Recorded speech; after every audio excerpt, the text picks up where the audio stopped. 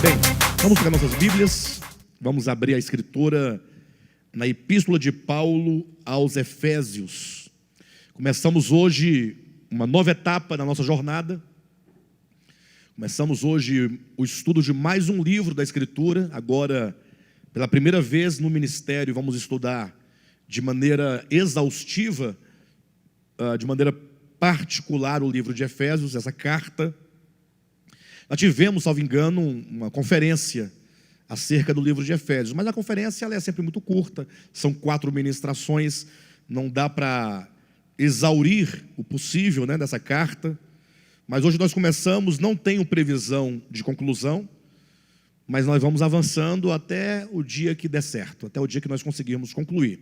Essa epístola ela é formada por 6 capítulos, na verdade devemos sempre nos lembrar que a divisão de capítulos e versículos é uma divisão meramente didática e editorial, porque esse livro da Escritura é uma carta. Paulo escreveu uma carta aos Efésios, e somente bem depois, muitos anos mesmo, depois é que foi feita essa divisão de capítulos e versículos, tá bom? Mas nesse sentido editorial, o livro de Efésios possui 6 capítulos, e nós vamos então, capítulo por capítulo, versículo por versículo, ponto a ponto, tema a tema, que aqui é apresentado. A Epístola aos Efésios é uma das epístolas mais ricas de todo o Novo Testamento.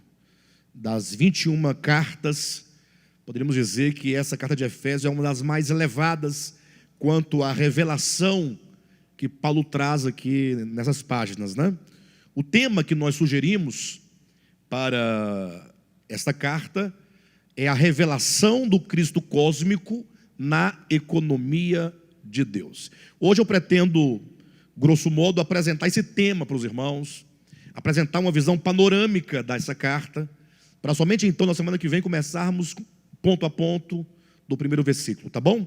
Bem, vamos ler aqui no capítulo 1, os versículos 9 e 10, e também o capítulo 3, e eu vou apontar quais são os versículos que nós leremos aqui, tá bom? Vamos ler primeiramente Efésios capítulo 1, versículos 9 e 10, que dizem assim: desvendando-nos o mistério da sua vontade, segundo o seu beneplácito que propusera em Cristo, de fazer convergir nele, na dispensação da plenitude dos tempos, todas as coisas, tanto as do céu, como as da terra.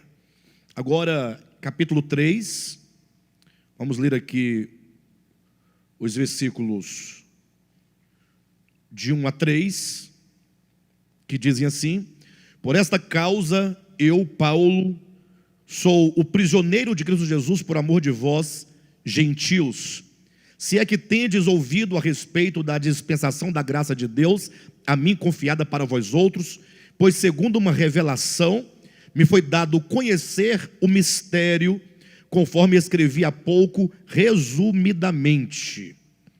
Pelo que quando ledes, podeis compreender o meu discernimento do mistério de Cristo. Agora vamos para o versículo 8 em diante, do mesmo capítulo. A mim, o menor de todos os santos, me foi dada esta graça de pregar aos gentios o evangelho das insondáveis riquezas de Cristo, e manifestar qual seja a dispensação do mistério, desde os séculos oculto em Deus, que criou todas as coisas, para que pela igreja a multiforme sabedoria de Deus se torne conhecida agora dos principados e potestades nos lugares celestiais, segundo o eterno propósito que estabeleceu em Cristo Jesus, nosso Senhor. Amém? Queridos, como nós já apresentamos, o tema que vai nortear o estudo dessa epístola, e quando nós falamos do tema, quando nós propomos um tema para a epístola, isso significa que, ao ler a totalidade dessa epístola, nós procuramos o cerne do pensamento do apóstolo. Nós sempre em oração buscamos compreender o coração da epístola, qual é o encargo apostólico, qual é a revelação latente que se pode encontrar em cada um desses capítulos, né? E, portanto, o tema é algo essencial. Estabelecer o tema para uma carta, para uma epístola, ou que seja para um livro, significa que nós já encontramos o ponto central da carta. Ou seja, tudo que nós falarmos no capítulo 1, capítulo 2, 3, 4, 5 e 6, todas as coisas que forem ditas aqui, elas vão sempre gravitar em torno dessa essência, em torno desse ponto central, que é a revelação do Cristo cósmico na economia divina. E aqui temos, portanto, pelo menos um tema em dois momentos. Nós temos a economia divina, que será revelada por meio dessa carta, e temos a revelação do Cristo de Deus, que nós vamos chamar de Cristo cósmico. Vocês vão entender a razão por que nós damos este nome, a revelação do Cristo cósmico, é o primeiro ponto. O segundo, na economia de Deus, ou que seja, na economia divina. Então hoje eu quero apresentar esse tema para os irmãos terem uma noção geral daquilo que nós veremos em toda a carta. Eu quero começar, portanto, falando da segunda parte, a economia de Deus, para chegarmos então na revelação do Cristo cósmico de Deus. Quando se fala de economia divina, economia de Deus, nós estamos falando de toda a obra divina, desde o começo, quando nasce no coração de Deus, o seu supremo propósito, e como esse propósito ele é cumprido em todo o eixo do tempo, até alcançar a eternidade futura. Devemos pensar, portanto, a eternidade passada, quando nasce no coração de Deus um plano, o que Paulo aos Efésios vai chamar de o mistério, como esse mistério ele se cumpre, ele se realiza no eixo do tempo, e como ele será consumado, portanto, na eternidade vindoura. Então a economia de Deus pressupõe essa obra divina, que aqui em Efésios é anunciada como sendo o mistério de Deus. Conforme os versículos que nós lemos, se vocês olharem bem claramente, capítulo 3 de Efésios, nós encontramos quando o apóstolo Paulo diz, capítulo 3, veja bem na sua Bíblia, no versículo 9, quando diz: e manifestar qual seja a dispensação do mistério desde os séculos, oculto em Deus que criou todas as coisas. Então o primeiro ponto dessa noite a pensarmos sobre o mistério enquanto a obra de Deus que Ele vai realizar a partir do desejo do seu coração, é entender que esse mistério ele foi fixado desde a eternidade passada. Ou seja, não é no tempo que esse mistério ele aparece, ele surge. Ou seja, Deus não é aquele que vai realizar uma obra e que ele vai se ajustando na medida em que ele vai procedendo. Porque assim o homem faz, né? O homem ele tem um projeto inicial, mas ele não tem certeza se ele vai cumprir com esse propósito, porque são muitas coisas que podem impedir o seu cumprimento. Aí o homem então, ele se propõe a fazer algo, e na medida que ele vai realizando, que ele vai encontrando os obstáculos, as dificuldades, o homem vai driblando essas dificuldades e vai até modificando o seu plano, adequando o seu plano de acordo com as circunstâncias, né, que vão surgindo. Deus não. Deus, porque ele está fora do tempo, até porque o tempo e o espaço existem em Deus, ele então pode fixar todo um projeto, um plano, que nós chamamos de supremo propósito, mesmo na eternidade passada. Quando nada havia, Deus estabeleceu um projeto, né, que Paulo vai dar o nome de um mistério.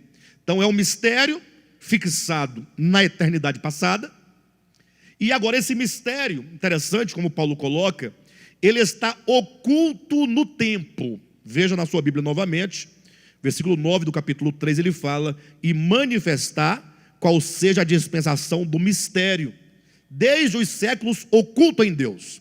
Então é um mistério fixado na eternidade passada, E esse mistério, quando entra no tempo, ele permanece por muitos e muitos anos oculto. Ou seja, Deus havia de realizar algo, só que os homens não tinham ideia, noção do que de fato Deus iria realizar, porque trata-se ou tratava-se de um mistério. Interessante que, se é um mistério fixado na eternidade passada, e é um mistério oculto no tempo, há de se perguntar, e quando é que esse mistério haveria de ser revelado? Aí nós lemos aqui, se os irmãos observarem, capítulo 3 de Efésios, versículo 3 diz: pois segundo uma revelação, me foi dado conhecer o mistério, conforme escrevi há pouco, resumidamente. Esse mistério, portanto, é revelado ao apóstolo Paulo. Temos um mistério fixado na eternidade passada, o mistério oculto, e esse mistério permanece oculto até, pelo menos, minimamente falando, até os apóstolos de Cristo, sobretudo o apóstolo Paulo. É certo que, se você olhar aqui no capítulo 3, está aqui, versículo 5, quando Paulo diz: o qual em outras gerações não foi dado a conhecer aos filhos dos homens, como agora foi revelado aos seus santos apóstolos e profetas no Espírito. Então nós temos duas declarações. Uma, que esse mistério foi revelado aos apóstolos, e a outra, versículo 8 diz: a mim, o menor de todos os santos, me foi dada essa graça de pregar o evangelho das insondáveis riquezas de Cristo aos gentios, e manifestar qual seja a dispensação do mistério, desde os séculos, oculto em Deus, que criou todas as coisas. Então, Paulo, de uma maneira especial, ele é escolhido para apresentar a manifestação, a dispensação desse mistério. Então nós temos um mistério fixado na eternidade, o mistério oculto no tempo, e agora esse mistério revelado ao apóstolo Paulo de maneira particular, e também aos demais apóstolos. Ora, por que falar que é revelado aos apóstolos e de modo particular ao apóstolo Paulo? Por uma questão muito simples. Porque, a despeito de os apóstolos terem andado com o Cristo telúrico, o Cristo terreno, o Cristo encarnado, embora os apóstolos tenham ouvido e andado com Cristo por 3 anos e meio, Deus, ele escolheu Paulo antes da fundação do mundo, é o testemunho que ele dá em Gálatas capítulo 1, para revelar por meio de Paulo esse mistério. Então os apóstolos do Cordeiro, eles tiveram certamente uma compreensão do mistério, mas é em Paulo que esse mistério ganha a sua completa dimensão. É em Paulo que esse mistério é revelado cabalmente. Paulo é aquele que desvenda, a totalidade desse mistério, e é ele quem amarra todas as pontas, dando conta dessa economia divina. Tanto é que Paulo, ele vai dizer em Colossenses capítulo 1, que ele foi escolhido para completar a palavra de Deus. Entendo, completar quer dizer levar ou trazer a revelação da palavra de Deus no máximo da sua expressão, no máximo da sua revelação. Então Paulo, não é sem razão que ele escreveu das 21, 14 epístolas. Então Paulo é o homem que Deus escolheu, é o vaso escolhido.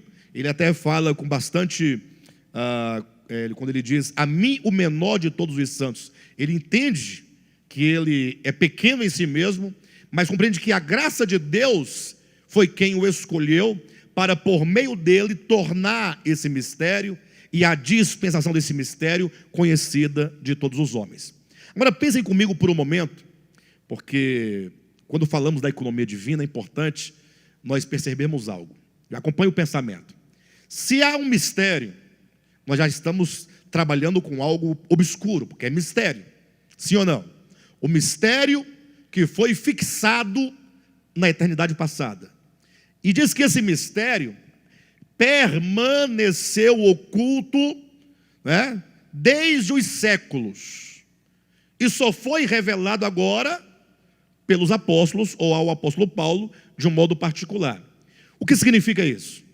Que até os apóstolos, até a era apostólica, até o começo da igreja, até a conversão de Paulo e as cartas que ele escreveu, nós temos aqui um grande período, desde Adão até chegar na era apostólica, em que, embora houvesse na história muitos e muitos homens de Deus, como Abraão, Isaac, Jacó, se eu começar lá de trás, tomando desde Sete, Noé, Abraão, Isaac, Jacó, Moisés, todos os profetas, teologicamente falando, os menores e os maiores, a despeito de todas essas pessoas terem sido separadas por Deus, o mistério, durante todo esse período, permanecia oculto.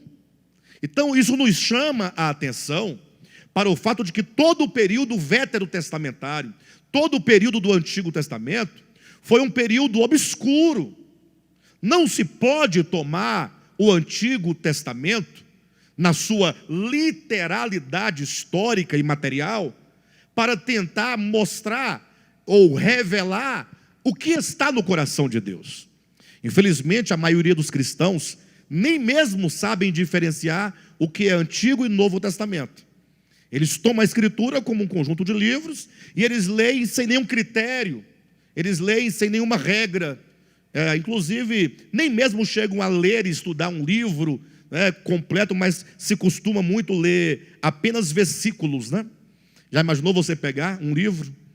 Você pega um livro do que quer que seja, de matemática, de biologia, de física, não importa, e você fala assim: eu vou ler esse livro, vou estudar esse livro, para eu poder ter conhecimento do conteúdo desse livro. Aí você, num dia, abre lá na primeira página e lê somente a primeira linha do livro. A primeira linha. Eu disse: bem, eu já li uma parte hoje, então tá bom. No dia seguinte, você fala, abre lá no meio do livro, fala: hoje eu vou ler outra linha. Aí você lê mais uma linha do livro. Aí depois você lê no outro dia, na última página, mais uma linha. Aí você pega agora essas 3 linhas que você leu aleatoriamente, uma do início, outra do meio, outra do final, e você já chega a uma conclusão. É possível? É engraçado? Não, o irmão Renato sorriu. É engraçado. Ah, estou falando dele. Sim, mas de fato, imagine vocês que isso acontece quando o assunto é Bíblia. Os cristãos leem versículos. Isso quando o pregador não diz assim: olha, vamos ler o capítulo tal, o versículo tal, só a parte B do versículo. Não é nem o versículo inteiro, é a parte B, ou a parte C do versículo. Daí se chega às mais absurdas conclusões. Daí se pinta um Deus, vão desenhar um Deus, e ainda justificando por essas linhas, ou versículos soltos nas Escrituras, para tentar justificar que Deus é deste modo ou daquele modo. Irmãos, em nome de Deus, muitas misérias já aconteceram no mundo, muitas guerras já aconteceram em nome de Deus. Muitas pessoas morreram degoladas, queimadas, esquartejadas, estripadas, empaladas, queimadas, comidas por feras, e tudo isso em nome de quê? Em nome da verdade, em nome de Deus. Daí se tira a ideia de que é preciso que nós compreendamos os aspectos fundamentais da revelação de Deus por intermédio das Escrituras. Tomar a Escritura como meio material e histórico para dela extrairmos a essência da verdade. Imagine só que, falando que o mistério ele esteve oculto dos séculos e das gerações, só foi revelado aos apóstolos na era neotestamentária, na era apostólica, e daí talvez faz muito sentido quando lá no livro de Êxodo, sobretudo, tem também em outros livros do Antigo Testamento, mas quando no Decálogo existe lá a advertência de que não se deve tomar o nome do Senhor teu Deus em vão, e tampouco se deve fazer imagem de escultura, fazer a imagem de Deus. Daí as pessoas, ao tomar esse texto, esses 2 mandamentos do Decálogo, acabaram por dizer assim: olha, não se pode falar o nome de Deus. Os judeus pensavam assim, antigamente, até hoje pensam, que o nome de Deus, ou que mesmo a expressão Deus, ou que seja Jeová, ou que seja Yahvé, ou o tetragrama, não podia ser pronunciado. A ideia que eles tinham é de que os nossos lábios são impuros para pronunciar tão sagrado nome. Então, tem esse pensamento. Já outros, não, você pode até falar o nome de Deus, desde que você esteja na igreja, no púlpito, ou mesmo em casa, mas você tem que trocar de roupa, tem que ser aquele momento do culto matinal, tem que ter um lugar apropriado. Você não pode falar o nome dele se você estiver no banheiro, tomando banho, porque seria uma tremenda de falta de respeito. Alguém já ouviu coisas nesse sentido? E daí as pessoas agora tomam de maneira rasa esse mandamento e não compreendem o seu significado mais íntimo e mais profundo.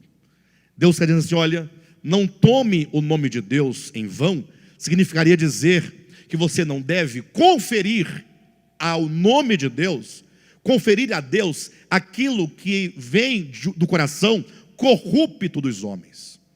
Imagine só, alguém diz assim, olha, nós vamos matar 30 pessoas, porque elas estão em desarmonia com a doutrina de Deus. Então Deus nos ordena matar tais pessoas. Você está tomando o nome dele em vão.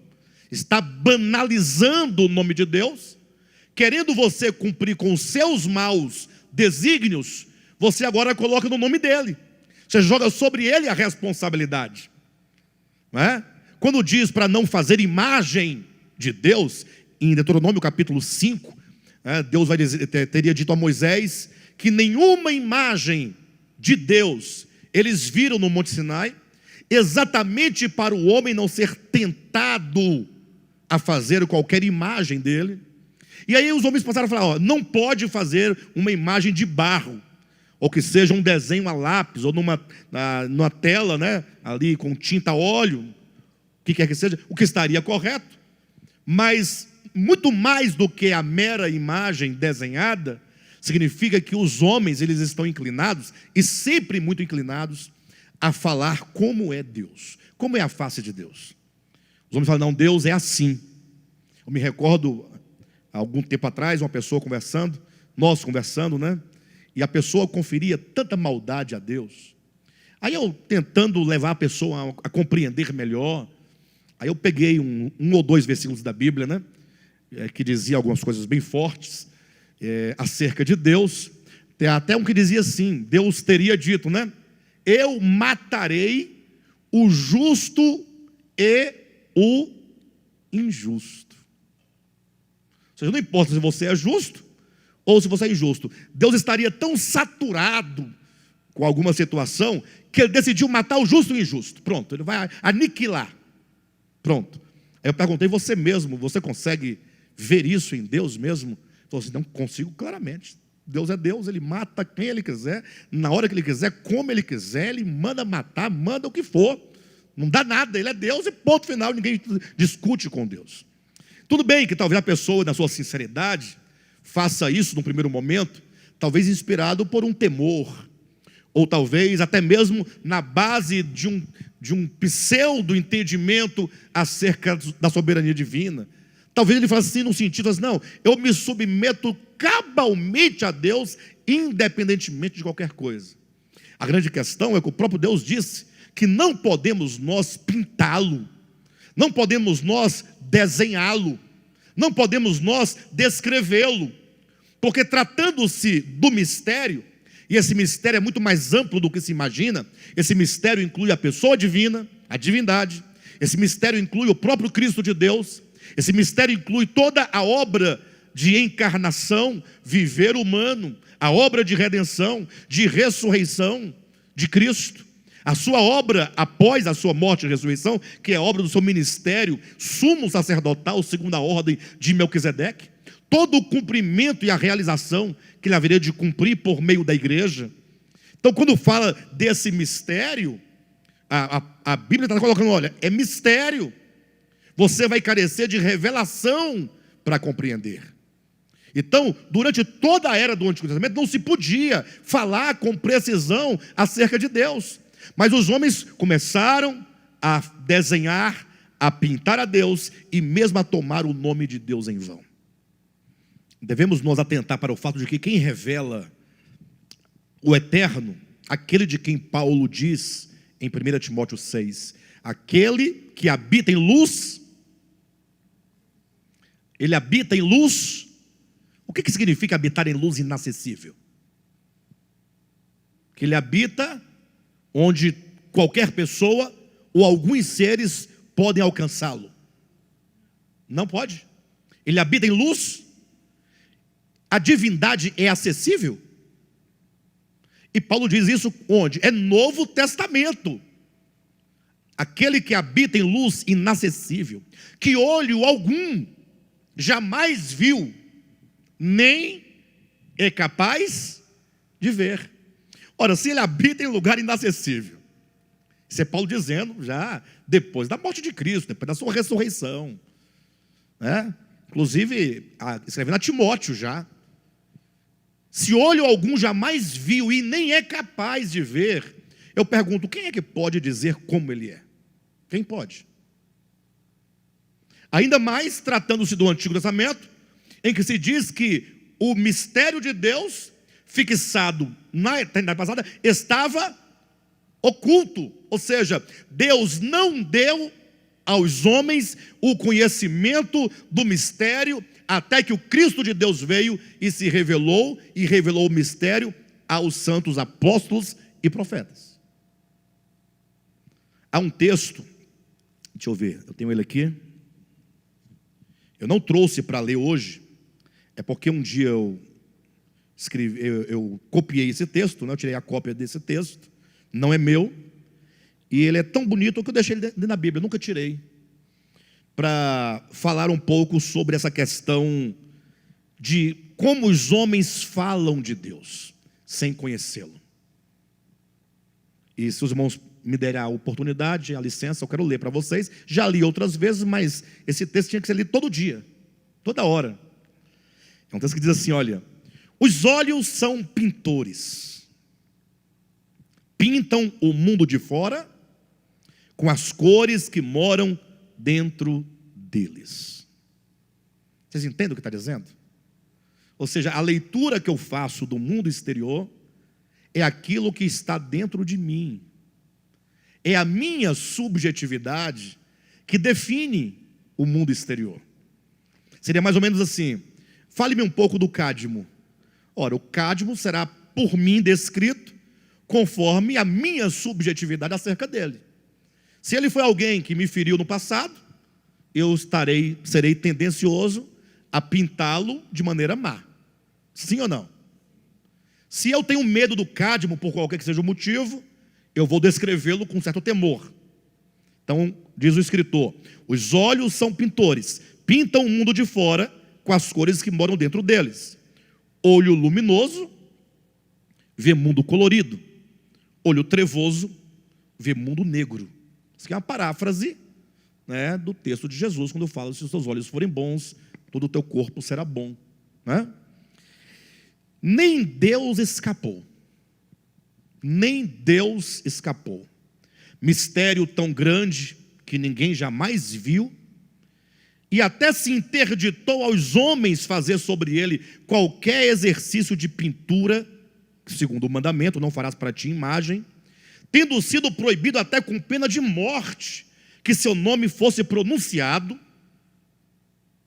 Mas os homens desobedeceram, desandaram a pintar o grande mistério como quem pinta casa, e a cada nova demão de tinta, mais o mistério se parecia com a cara daqueles que o pintavam. Até que o mistério desapareceu, sumiu, foi esquecido, enterrado sobre as montanhas de palavras que os homens empilharam sobre o vazio. Cada um pintou Deus do seu jeito.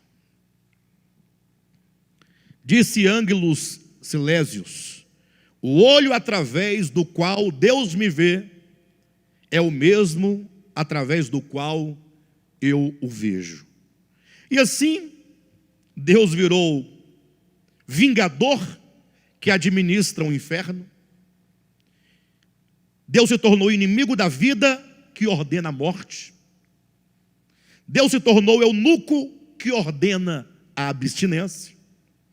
Deus se tornou juiz que condena, carrasco que mata, banqueiro que executa débitos, inquisidor que acende fogueiras, guerreiro que mata os inimigos, igualzinho aos pintores que o pintaram.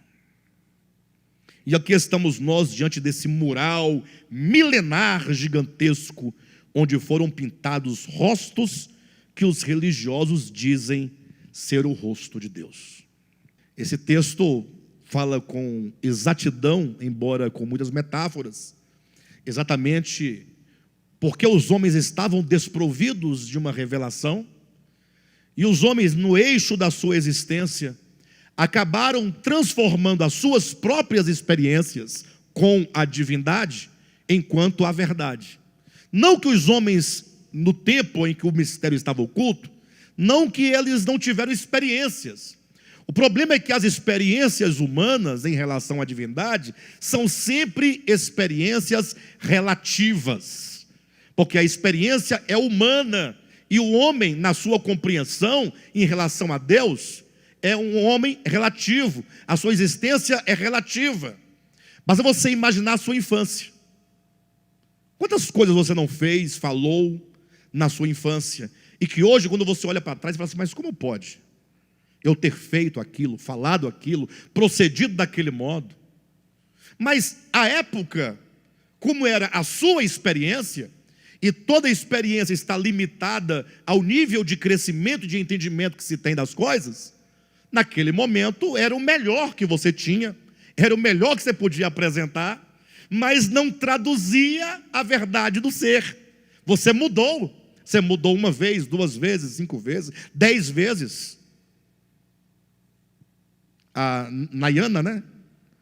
Ela já foi muitas. A Nayana hoje não é a Nayana de 5 anos atrás, que não era a Nayana de outros 5 anos atrás. Não é sem razão que mesmo a literatura profana é capaz de entender que o homem está num processo de crescimento e de entendimento das coisas.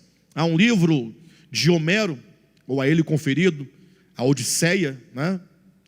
E nesse livro mostra a saga que Odisseu, ou que seja Ulisses, né? São os 2 nomes, na sua trajetória. Desde que ele teve que fugir em razão da guerra, e ele se perdeu no mundo, que começa um processo de retorno à sua casa. Só que Ulisses, ele sempre estava sendo impedido de alcançar o seu destino. Aí ora ele chegava numa cidade, numa cidade, tinha lá várias experiências, e ele tentava voltar e caía numa ilha, e assim ele passou anos e anos a fio, e esse é o enredo, né, da Odisseia, em que ele, antes de voltar para casa, ele teve que ter centenas de experiências em mundos diferentes. Isso para demonstrar que em cada um desses mundos onde ele chegava e de que ele tinha experiência, ele era mudado, no sentido de que o seu retorno à casa implicava uma profunda mudança, e a mudança só acontece mediante profundas experiências. Quando ele retorna, portanto, ele encontra o maior desafio, porque o seu palácio, a sua casa, que ele era o rei de Ítaca, estava cheia de inimigos, querendo se apropriar inclusive da própria esposa dele e da riqueza do reino.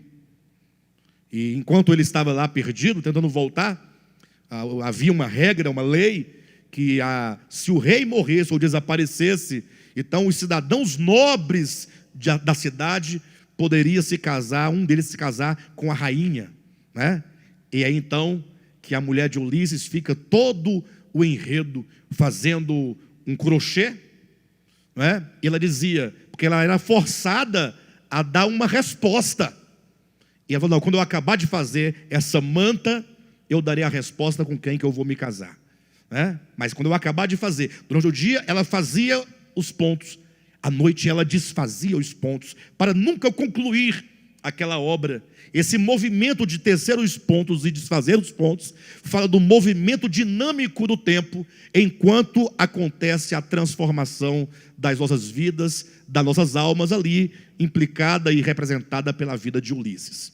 Então até a literatura profana entende que a história humana é uma saga, e que nós vamos sofrendo o quê? Mudanças e transformações. Não podemos tomar a experiência temporal e relativa de quem quer que seja para tornar absoluta a visão acerca de Deus. Moisés não viu a Deus. Ponto final. Quem disse isso? João capítulo 1, versículo 18. Ninguém jamais viu a Deus. 1 Timóteo capítulo 6, 16.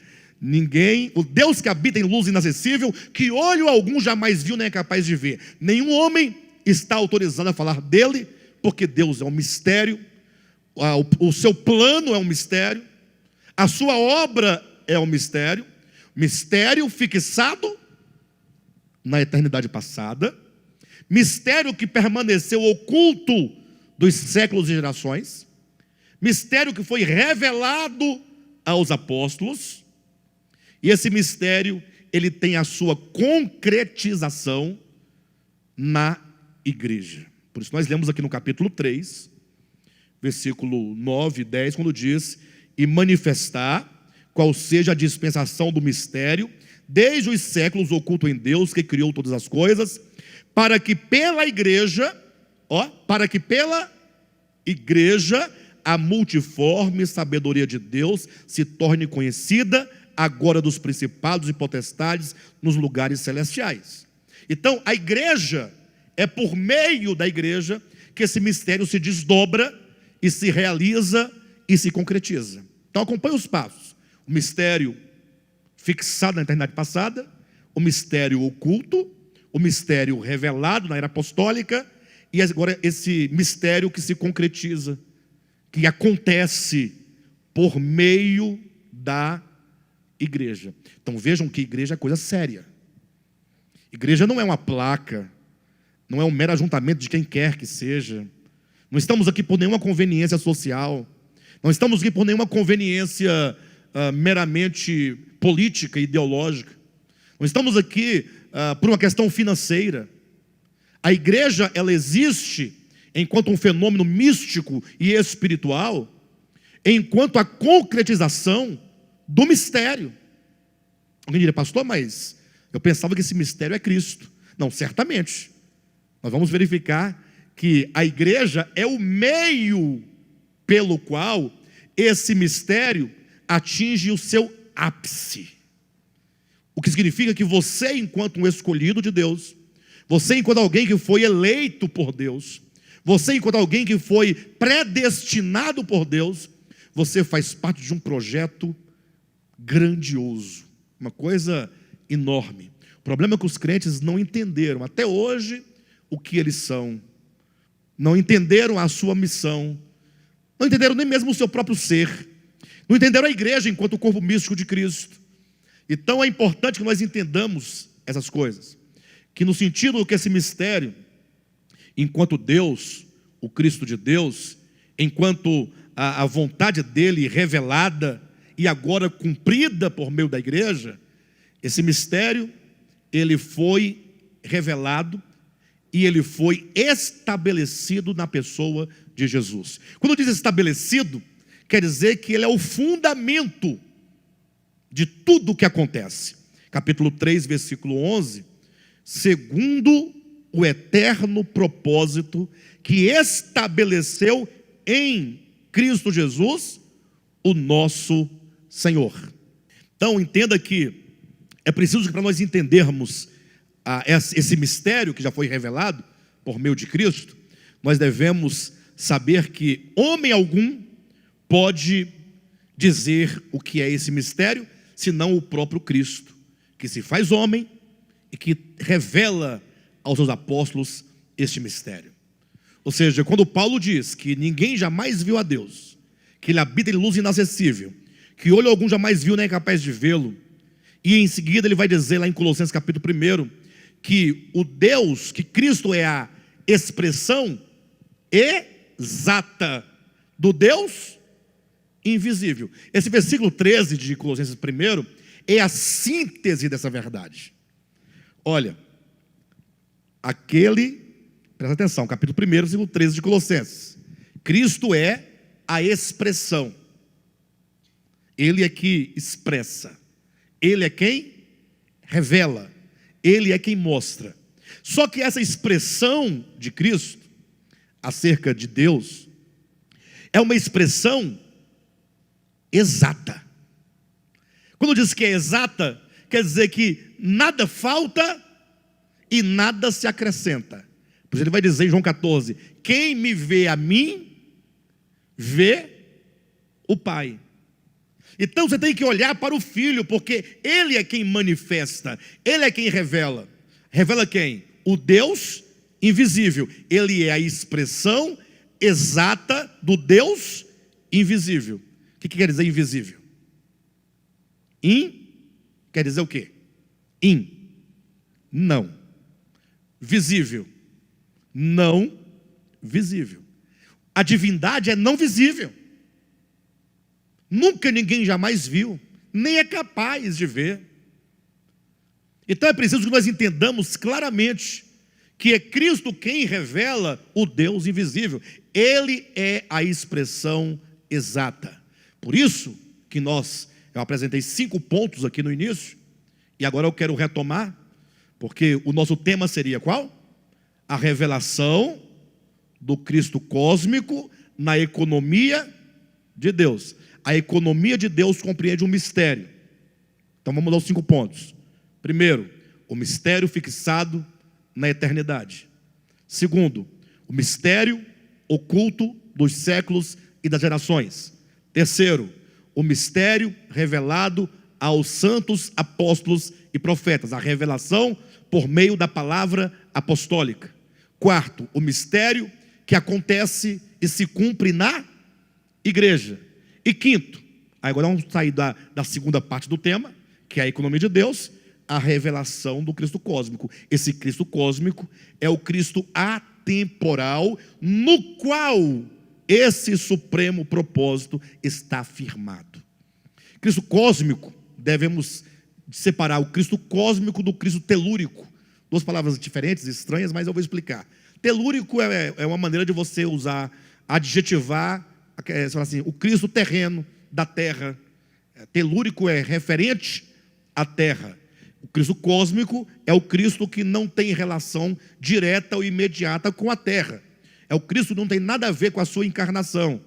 É o Cristo antes da encarnação. É o Cristo além da criação. É o Cristo atemporal. É o Cristo que não está condicionado ao tempo, ao espaço, ao lugar onde Jesus nasceu, nem à sua humanidade. É o Cristo que ele está antes e depois do tempo. É o Cristo, é o Logos eterno. Pronto. No princípio era o Logos. O Logos estava com Deus. E o Logos era Deus. Esse é o Cristo cósmico. Aí o Logos se fez carne e habitou entre nós. Agora é o Cristo terreno. E por que especificar essas coisas? Por que diferenciar uma coisa da outra? Infelizmente, a teologia, desde sempre, fez uma grande confusão em torno da questão de Jesus e do Cristo. E por causa dessa confusão, acabou-se tendo uma má compreensão, uma má interpretação do que seja o Evangelho. Imagine vocês devem ter ouvido isso talvez centenas de vezes, de que é necessário a pessoa aceitar a Jesus para ser salvo. Já ouviram isso? Pastor, mas você está negando isso? Jamais eu estaria negando. Uma verdade, o próprio Paulo vai dizer: crê no Senhor Jesus e serás salvo. Está lá, capítulo 16 de Atos, salvo engano, versículo 31. Agora, o que se entende então, vamos pensar um pouco sobre isso.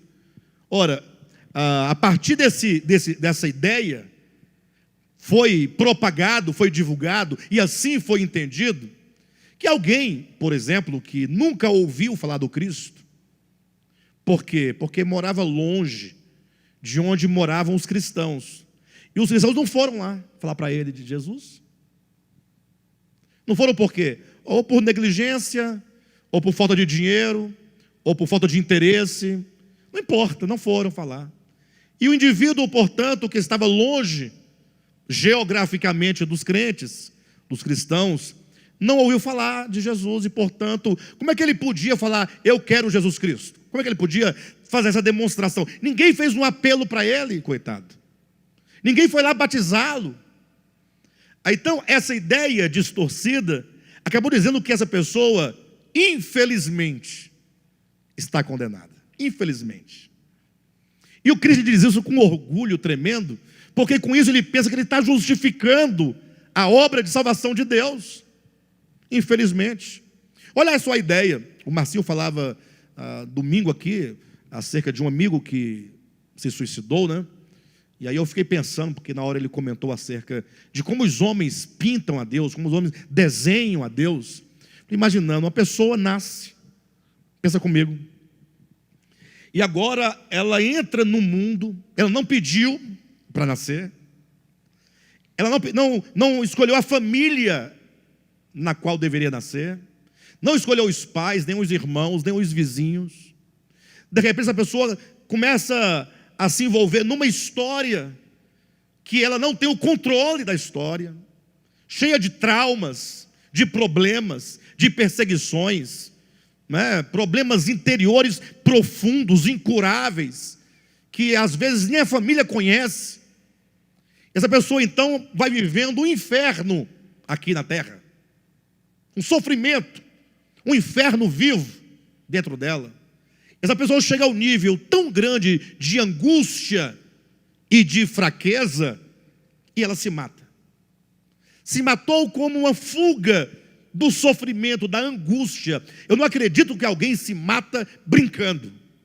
A pessoa, quando chega nesse ponto, é porque a existência terrena já não faz mais nenhum sentido, já não tem mais nenhum valor, e qualquer coisa que viria para frente seria melhor do que a existência aqui na terra. Ela chegou no auge do desespero, no auge da angústia, no auge da dor. Aí os crentes falam, aí Deus olha para essa criatura, de quem se deve ter misericórdia, e Deus fala, infelizmente eu não posso fazer nada, se não te jogar no lago de fogo. Aí Deus agora daria a ela um inferno de fogo, porque ela viveu um inferno aqui na terra. Então ela tem inferno na terra e inferno na eternidade. E Deus teria feito isso. O que vocês dizem sobre isso? Bem, de todo modo, daí os irmãos têm uma ideia da gravidade da coisa. O tanto que nós devemos considerar como se vê o Cristo de Deus. Como você faz a leitura desse Cristo. O Cristo cósmico, ele se faz carne no tempo. E, portanto, essa obra histórica que nós conhecemos pelo nome de a vida humana de Jesus de Nazaré, como vai dizer Paulo, é a manifestação da obra de redenção que aconteceu na eternidade. Da obra de redenção que acontece no mundo cósmico. Aqui na terra acontece tão somente a manifestação daquilo que já existe no coração de Deus. Se é só a manifestação, e era necessário sim que tal manifestação acontecesse, mas o meu desconhecimento dessa manifestação não implica que eu estou fora da ação salvífica da obra de Deus por meio do Espírito eterno de Cristo. Leia comigo 1 Timóteo, capítulo 1. 2 Timóteo, tá, amados? Capítulo 1, versículos 9 e 10. Deus nos salvou e nos chamou com santa vocação, não segundo as nossas obras, mas conforme a sua própria determinação e graça. Então observa que a salvação do homem é conforme a determinação e a graça divina. Aí o crente fala assim, mas se ele não ouviu, é problema dele. Ué, quem manda nascer no tempo errado? Quem manda nascer no hemisfério errado? Porque o cristianismo é do ocidente. Nasceu lá no lado oriental, é problema seu. Ué, o que é que eu tenho a ver com isso? Eu estou aqui, eu estou de boa, né? Quem manda você não ter ouvido? Não, mas ninguém me falou, mas é problema seu. Então, aqui diz, Deus nos salvou e nos chamou com santa vocação, não segundo as nossas obras, mas conforme a sua própria determinação e graça, que nos foi dada em Cristo Jesus, quando Ele se fez homem. Ah, tá, entendi. Segundo as obras, salvação seria um galardão. Mas olha na sua Bíblia. Deus nos salvou e nos chamou com santa vocação, não segundo as nossas obras, mas conforme a sua própria determinação e graça, que nos foi dada há 2000 anos atrás. É isso que diz aí? Que nos foi dada antes dos tempos eternos. A salvação, ela está determinada, e ela é um dom da graça, e ela nos foi dada antes de existirmos. A garantia está na obra, no sentimento, na determinação do Cristo cósmico de Deus e não no Jesus de Nazaré. Cuidado, não há nenhum desprezo à humanidade de Cristo. Aqui vai explicar no versículo 10. E manifestada.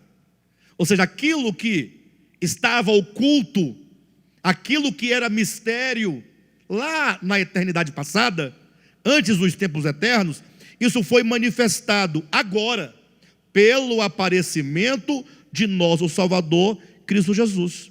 Então, uma coisa é o fato, é a verdade no Cristo eterno, no Logos eterno. Outra coisa é a manifestação. O que aconteceu há 2000 anos em Jerusalém, ou fora de Jerusalém, no Monte Calvário, foi a manifestação daquilo que estava determinado, daquilo que estava estabelecido, daquilo que já era nosso por graça divina desde os tempos eternos.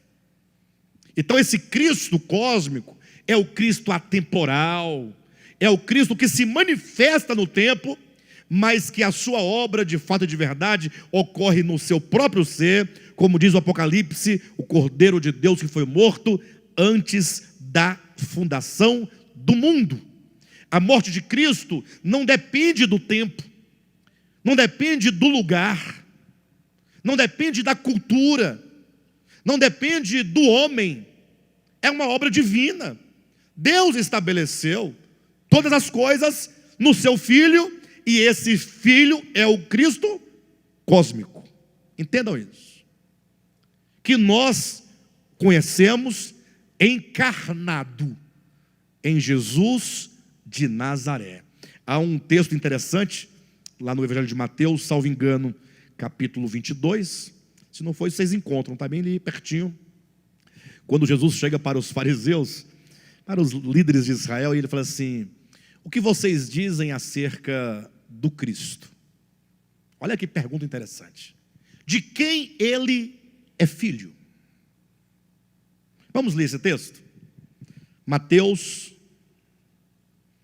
capítulo 22, versículo 41 em diante. Reunidos os fariseus, interrogou-os Jesus: que pensais vós do Cristo? Olha para mim, pergunta intrigante, né? O que pensais vós do Cristo? Aí, como assim? Não entendi a sua pergunta. Aí ele continua dizendo: de quem é filho? Essa é a grande questão. Responderam-lhe eles: de Davi. Essa era a visão dos judeus. E essa é a visão do cristianismo. Tanto é que todos os anos se comemora o nascimento de quem? De Jesus. Não é assim? Tanto é que o marco da história é o nascimento de quem? De Jesus. Embora com as datas trocadas, mas toda a atenção se volta meramente para a humanidade. Colham bem minhas palavras. Toda a atenção se voltam meramente, tão somente. Lembro do texto de 2 Coríntios, capítulo 5, quando Paulo fala, salvo engano, no versículo 16, ou é no 17, ou é 18, ele vai dizer assim: se nós conhecíamos a Cristo outrora, segundo a carne, já agora não o conhecemos deste modo. Em outras palavras, olhem para o Cristo de Deus. Olhem para a dimensão desse Cristo. Não vamos tornar minúscula, não vamos minimizar o Evangelho, olhando meramente para o tempo. O tempo é importante, lógico. A manifestação é importante, lógico. Agora, tanto é verdade que as pessoas reduziram isso, que quando os crentes falam, por exemplo, da morte de Cristo, eles falam o quê? O sangue de Jesus me lavou, sim ou não? Então, você entende o que você está dizendo? O que quer dizer me lavou? O sangue me lavou. O que é o sangue que lavou? O sangue é o sangue ou é alguma outra coisa? O sangue não pode ser, porque aquele sangue que caiu na terra não pode ser. Esse sangue deve ter um significado. Só que o povo não quer saber se tem significado. Eles querem apenas dizer que o sangue me lavou. Pronto. O sangue lavou sim, mas a morte de Cristo me salvou. A morte? Que morte? Qual foi a morte? Afinal, quando foi que Cristo morreu? Você sabe? Ele morreu em Jerusalém, tem 2000 anos. Não, o Cordeiro de Deus foi morto desde a fundação do mundo. O que te salva não é a morte física de Cristo. Não é, pastor? Como assim? Você está louco? Leia Filipenses capítulo 2. A morte que nos salva é a morte que ocorre pelo esvaziamento do eu. Sendo Deus, não aferrou-se ao fato de ser Deus, antes a si mesmo se esvaziou. Isso é a morte dele. Isso é morte. Mas ele não morreu na cruz? Sim, a morte da cruz foi o ápice da sua morte, foi o ápice da sua renúncia, foi o ápice do abrir mão de si. A descrição de Paulo é como sendo ele Deus, deixou a glória etérea e ele foi se esvaziando até chegar no limite da morte e morte de cruz. A morte no Calvário é o final, é o último degrau da sua descida. Ele desceu às partes mais baixas da terra. Quando ele chega na morte, no Hades, ele tem a morte consumada, que começou quando diz: sendo Deus, não julgou por usurpação ser. Do contrário, como poderia ele ter sido morto antes da fundação do mundo? Do contrário. E como é que, tendo ele morrido, ele te convida a se unir à morte dele, se você está vivo? Estaria lhe dizendo que é necessário que você seja crucificado como ele foi? Ora, eu estou aqui, eu fisicamente nunca morri na cruz, como o Jesus de Nazaré morreu, mas o Evangelho implica a minha morte. Essa minha morte é tão morte quanto a morte dele, o que implica negar-se a si mesmo, é o esvaziamento, é o aniquilamento do eu. Isso é a morte. Então, separar Jesus de Nazaré do Cristo cósmico faz toda a diferença. Vejam, continuando o texto, 41 do capítulo 22 de Mateus: reunidos os fariseus, interrogou-os Jesus: que pensais vós do Cristo? De quem é filho? Responderam-lhe eles: de Davi. Replicou-lhe Jesus. Replicou-lhe, já está dizendo, né? Jesus vai confrontar a resposta deles. Ele confronta. Ora, como, pois, Davi, pelo Espírito, chama-lhe Senhor, dizendo: disse o Senhor ao meu Senhor: assenta-te à minha direita, até que eu ponha os teus inimigos debaixo dos teus pés. Se Davi, pois, lhe chama Senhor, como ele é seu filho. Em outras palavras, vocês dizem que o Cristo de Deus é filho de Davi. Sim. Mas como pode o Cristo ser filho de Davi, se Davi chama o Cristo de Senhor? Pode o pai chamar o filho de Senhor? Em outras palavras, ele está dizendo, o Cristo não é filho de Davi. Aí, se não é de quem então? É filho de quem? Em outro lugar, Mateus capítulo 16, Jesus faz a mesma pergunta. O que dizem as pessoas sobre o Cristo? Uns dizem que tu és João Batista, outros dizem que tu és Jeremias, outros tal. E vós, o que dizeis que eu sou? Aí Pedro diz, tu és o Cristo, o Filho do Deus vivo. O que Jesus fala? Não foi carne nem sangue quem te revelou, mas foi o Pai Celestial quem te deu essa revelação. Em outras palavras, Pedro teve a revelação do Cristo cósmico, do Cristo atemporal, do Cordeiro que foi morto antes da fundação do mundo, do Cristo sobre quem todas as coisas foram feitas, por quem todas as coisas foram feitas, para quem todas as coisas foram feitas. Esse Cristo é o centro de todas as coisas, mesmo antes de haver mundo, no mundo e no mundo por vir. Ele é tudo. Então o livro de Efésios vai nos mostrar essa visão, vai revelar esse Cristo glorioso e a economia de Deus. Como que esse Cristo glorioso tem uma relação direta com a obra de Deus, que era o mistério fixado na eternidade passada, o mistério oculto no tempo, o mistério revelado aos apóstolos, o mistério que se realiza e se concretiza na igreja. Voltando para Efésios, vamos voltar ao texto de origem, capítulo 1, temos aqui, capítulo 1, versículo 9 e 10, quando diz, desvendando-nos o mistério da sua vontade. Então essa é a finalidade de Efésios. Efésios foi escrito para revelar, para mostrar, para nos dar o entendimento, para desvendar o que outrora estava oculto. Olha que maravilha, quanto privilégio temos nós vivermos nessa época de entender essas coisas, não é? É muito privilégio. Desvendando-nos o mistério da sua vontade. Esse mistério, se é mistério, estava oculto, se tem que ser desvendado, estava velado. Esse mistério é o mistério da vontade do Pai. Nós já vimos no capítulo 3, versículo 11, que esse propósito divino foi estabelecido na pessoa de Cristo Jesus. Agora é dito que Deus nos revela o mistério, que é o mistério da sua vontade, segundo o seu bom prazer, o seu beneplácito, que propusera em Cristo. É esse Cristo que nós vamos ver nessa epístola. Esse Cristo atemporal. Versículo 9, ou melhor, versículo 10.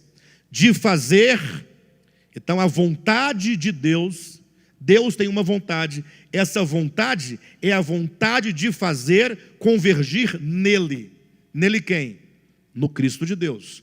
Todas, ou melhor, de fazer convergir nele, na dispensação da plenitude dos tempos, todas as coisas, tanto as do céu, como as da terra. Então esse livro, ele procura nos levar, orientar o nosso coração, orientar o nosso horizonte, para culminar na grande obra de Deus consumada, quando esse Cristo de Deus, ele estará completamente, ele será o eixo, né, na existência prática das coisas, de todas as coisas vão convergir para ele. Fala da grande reconciliação universal naquele grande dia. Isso nos ajuda a alargar a visão. Pense comigo novamente, desculpe-me eu trazer sempre essas questões, mas para os irmãos entenderem a dimensão da coisa e o quanto que um olhar limitado reduz a verdade de Deus.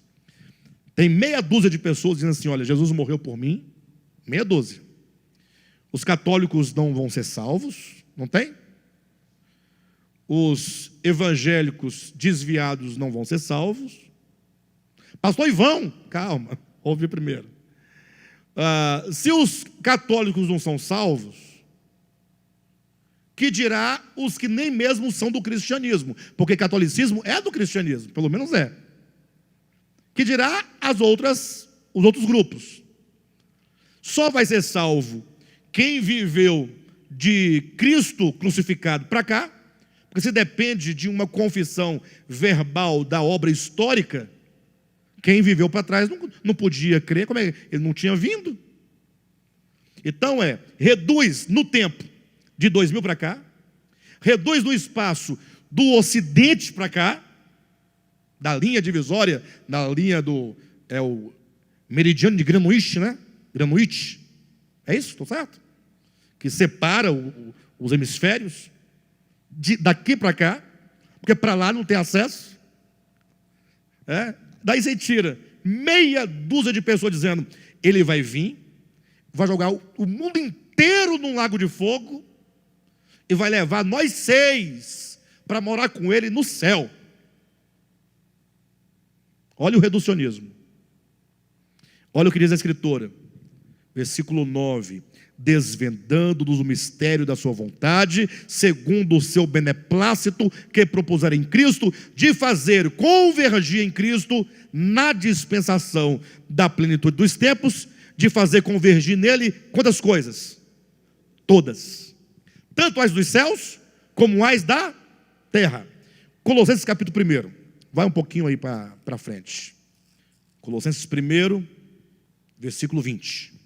E que, havendo feito a paz pelo sangue da sua cruz, por meio dele reconciliasse consigo mesmo, quantas coisas?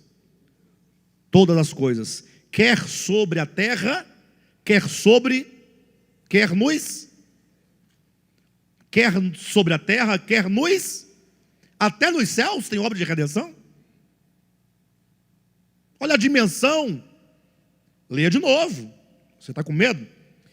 Havendo feito a paz pelo sangue da sua cruz, por meio dele, do crucificado, reconciliasse consigo mesmo todas as coisas. Abre-se o aposto explicativo. O que ele quer dizer com todas as coisas? As coisas da terra e as coisas dos céus. Céus no plural. Todo o universo convergido para esse Cristo universal, esse Logos eterno, esse Cristo cósmico do Evangelho. Ou seja, eu creio que após o estudo de Efésios, a sua visão acerca de Cristo será outra. Após o estudo de Efésios, você terá compreendido o mistério fixado na eternidade passada. Após o estudo de Efésios, você vai entender por que os homens do passado, durante os séculos e séculos antes dos apóstolos, antes de Cristo, eles não poderiam compreender o mistério porque ele estava velado. Você vai entender qual é a revelação do mistério que Paulo apresenta em Efésios. Com a conclusão, você vai entender qual é o papel dos eleitos, o papel dos predestinados, nessa economia divina, como que esse mistério começa pela igreja, enquanto a igreja dos primogênitos, mas que não se esgota na igreja, porque é por meio da igreja que esse mistério alcançará todas as dimensões, quer sobre a terra, quer nos céus, como diz lá em Efésios, para que por meio da igreja, a igreja enquanto meio, a igreja enquanto corpo de Cristo, a igreja enquanto noiva de Cristo, entender que tudo começa, que essa obra divina, que é a economia divina, que é o mistério acontecendo, é o mistério se desdobrando, é o mistério se realizando, ele começa no cabeça e ele vai se concretizando em todo o corpo de Cristo, que é um só com o cabeça, até levá-lo de experiência a experiência, à dimensão orgânica da plenitude de Deus. Olha o que diz capítulo 1 de Efésios, versículo 22 e 23. E pôs todas as coisas debaixo dos pés, e para ser o cabeça sobre todas as coisas, o deu a igreja, a qual é o seu corpo, a plenitude daquele que a tudo enche em todas as coisas. É um livro glorioso. Então, vocês todos são convidados a permanecerem empenhados todas as quartas até a consumação do estudo deste livro. Não deixe de vir. Não deixe de vir. Será glorioso quando nós entendermos esses 2 pontos do nosso tema: a revelação do Cristo cósmico na economia de Deus. Amém?